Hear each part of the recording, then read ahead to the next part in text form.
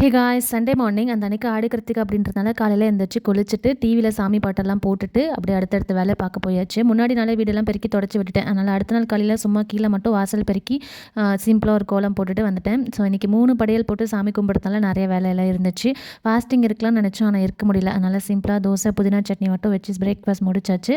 And இன்றைக்கி வந்து சும்மா சாதம், சாம்பார், ரசம், 2 வகையான பொரியல், வடை, பாயாசம் தான் பிளான் பண்ணியிருந்தோம். மெயின் ஐட்டம்ஸ்லாம் என்னோட மாமியார் செஞ்சுட்டாங்க. ஜெகதீஷ் வந்து பொரியல் ஐட்டம் செஞ்சுருந்தாங்க. நான் வந்து கடைசியாக இந்த அப்பளம் பொரிக்கிறது, வடை போடுறது, இந்த மாதிரி வேலையெல்லாம் பார்த்துட்டு இருந்தேன். இல்லையே தூங்கி எந்திரிச்சதுக்கப்புறம் படையெல்லாம் போட்டு சாமி கும்பிட்றதுக்கு எல்லாமே ரெடி பண்ணிட்டு இருந்தோம். அண்ட் கரெக்டாக ஜெகதீஷோட மாமி அவங்க ஃபேமிலியில் இருக்கவங்க எல்லாருமே வந்திருந்தாங்க. அப்படி அவங்களோட சேர்ந்து சாமி கும்பிட்டாச்சு.